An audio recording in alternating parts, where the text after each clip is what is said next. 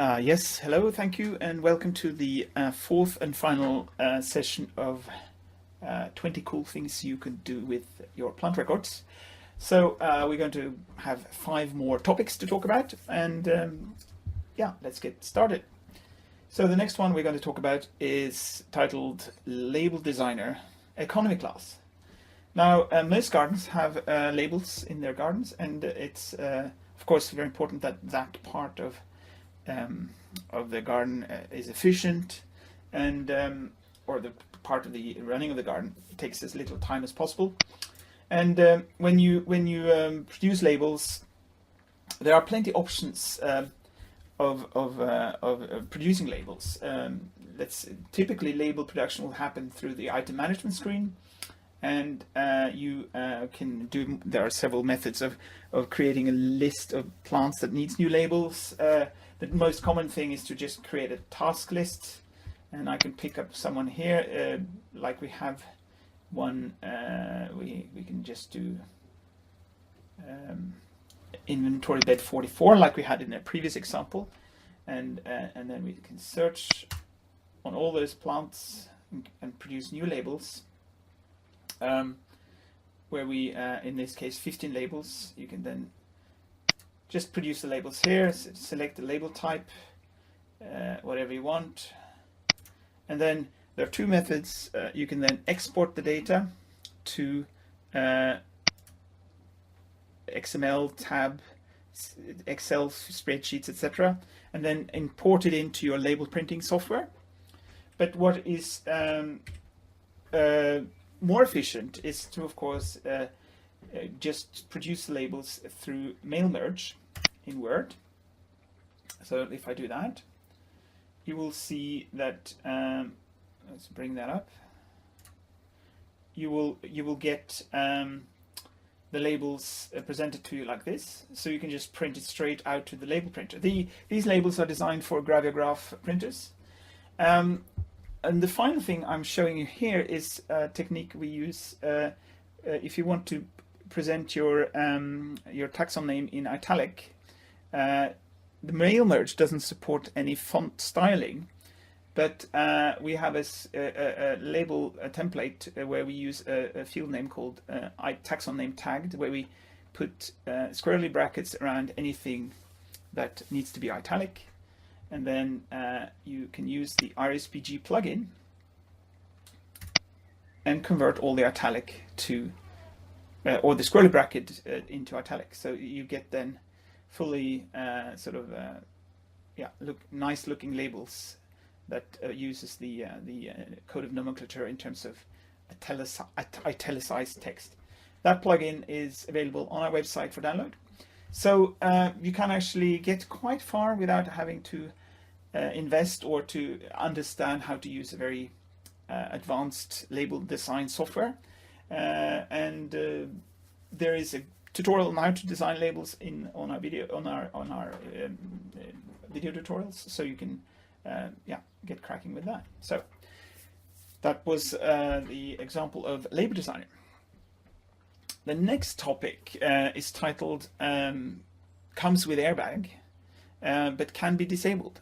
So the point of this one is to go in a bit more detail about how robust Iris is in terms of avoiding you to make mistakes.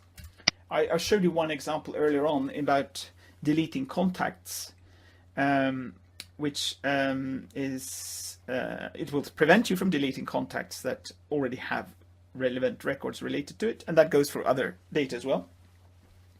Now, when you're dealing with garden areas, let's go and see in the trial version here on the garden locations or garden areas. Now, typically, we've got many gardens. They change layout, and then some beds change names, etc., etc. And eventually, you might have plant history or plant beds that are no longer relevant. In the trial version, there's a bit of leftover with some beds under discontinued bed hair. You can set them to active false, but they will still be in the system, and that can sometimes be annoying if it's if you have gone through a large reorganization. And the system will not allow me to delete this, for example, because there are still records related to that. You can, of course, then go to item management and move those plants away from that bed. So if I do that, if I clear the screen and say, give me all the plants in, this part of the garden,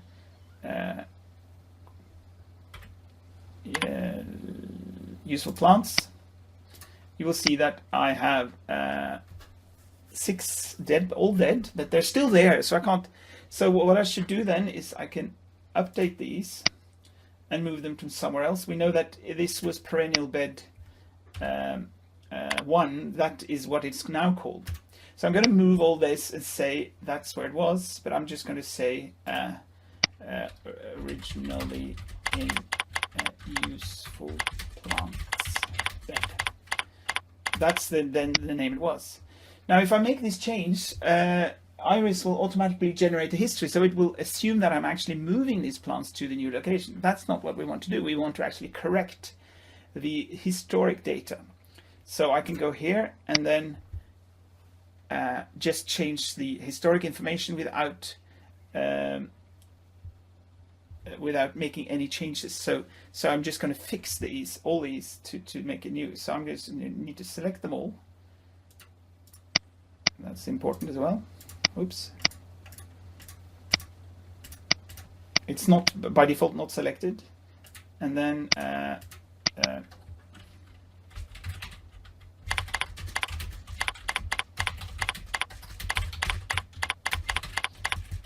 do something like that.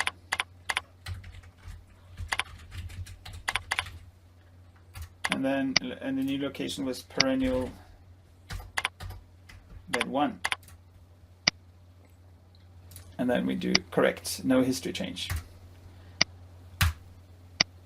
So now all these are moved to perennial 1, and now I should be allowed to delete that location. However, there's a small catch.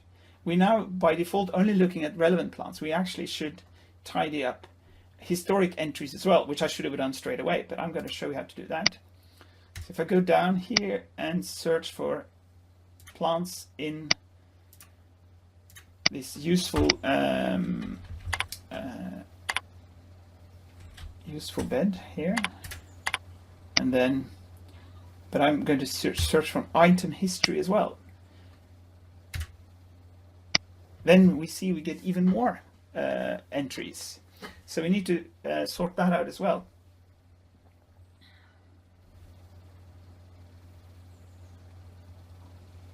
There are other locations on the sub-levels. So I'm just going to move them all to the same bed, perennial bed 1.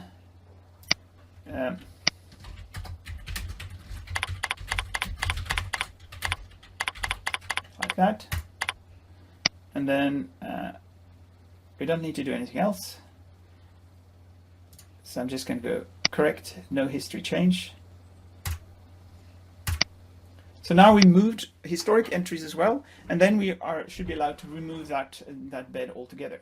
So this is sort of a very advanced feature, but it just showcases the capabilities if you want to really tidy up your data. We can go and have a look at one of these records just to see what happened. So if I go to the plant here, you see that here is where it is today, but if you go down to the history, it was originally in 2006 put in the perennials bed. Well, now if you go and look at the comments, you will see that we added in useful plant bed. So very powerful way to manage a large amount of data and keep your records tidy. Yeah, thank you very much. So the 18th topic we're going to talk about is restrictions. Now, many of you or if you have plant material that comes with some restrictions on using the plant material, or maybe you have a plant material that is very valuable to you and you don't want to share that with the visitors, maybe online on something, you're afraid of theft or other sort of unfortunate matters, then you can use restrictions. So restrictions is something you can do here under definitions, restriction types. These are just some examples. So what you use this for is to protect, so anything, first it's restriction on how you can use the plant material. It might be patented material, or it might be a material transfer agreement. And then it's also how it's presented online. You know, you can, limited means that you don't, you might list it, but you don't tell where it is. Prohibited means that you're not shared online at all. And this capability can be used when you record an accession. So let's say this one, we're not going to share this with anyone. We can then go down to restrictions and select to say this is we're not going to share that with anyone. When I save that, you will see that the symbol comes up here, so it's very visible. And that next time you publish this online, this will not be presented to the visitors. Or the same goes for you can also restrict on individual plants or individual herbariums, vouchers, whatever. And you can also do this by restricting all the way up to taxon level. So maybe there are some taxa that will be essential to your collection, and then you can sort of put in restriction here by saying, for example, requires approval in this case, and then you will see that the symbology is presented here as well. So this is a very powerful way to manage your collection responsibly. I'm just going to remove this again. And combine that with under reference tab, where you can actually add the permits related to the plant material. You have very well documented information about the responsible way to deal with these kind of scenarios. Okay, so that's restrictions.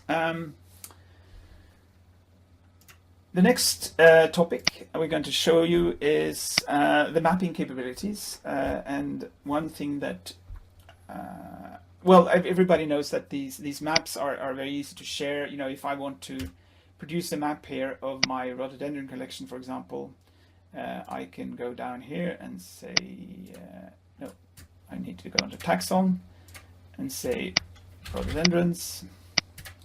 And then if I view this, bear with me.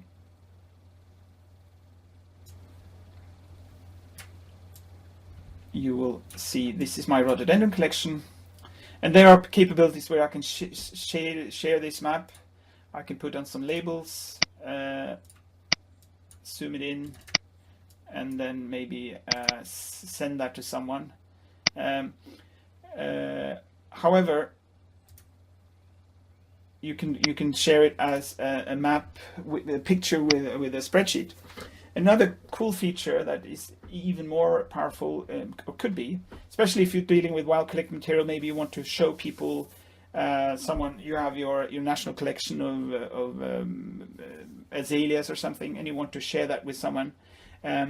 You can also export this as a KML file, which is that KML format can be loaded into any map software like ArcGIS or even Google Earth, and then that makes it a very useful tool to share map map data.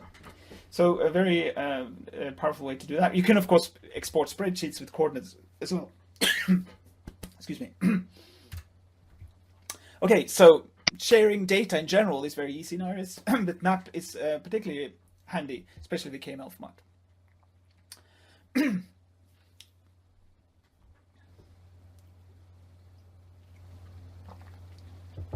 The final topic of this presentation we've titled "Apples and Oranges Equals Bananas," and that's a new feature that's coming out in version 3.6.1.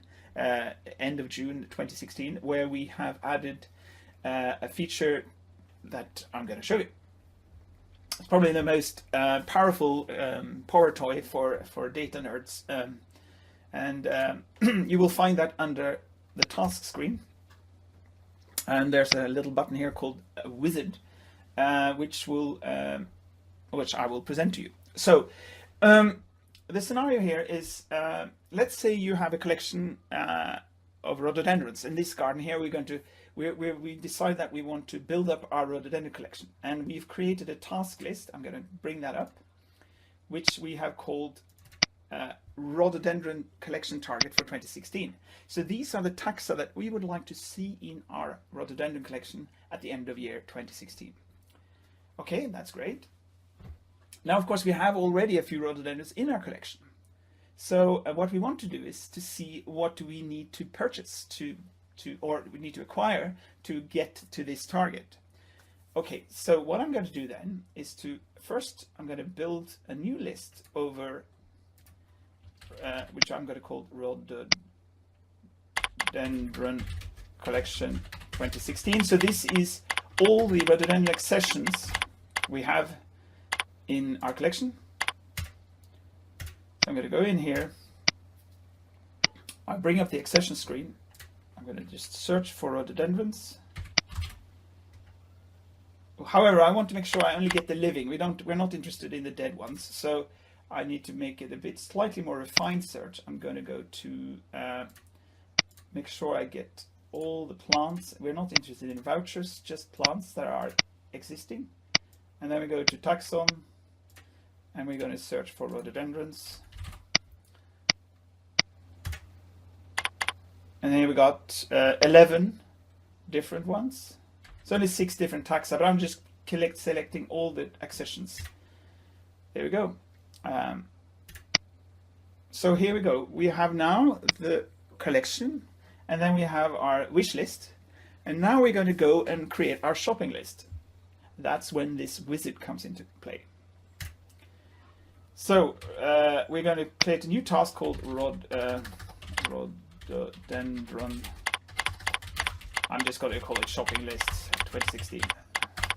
And that's going to be a list of taxa again.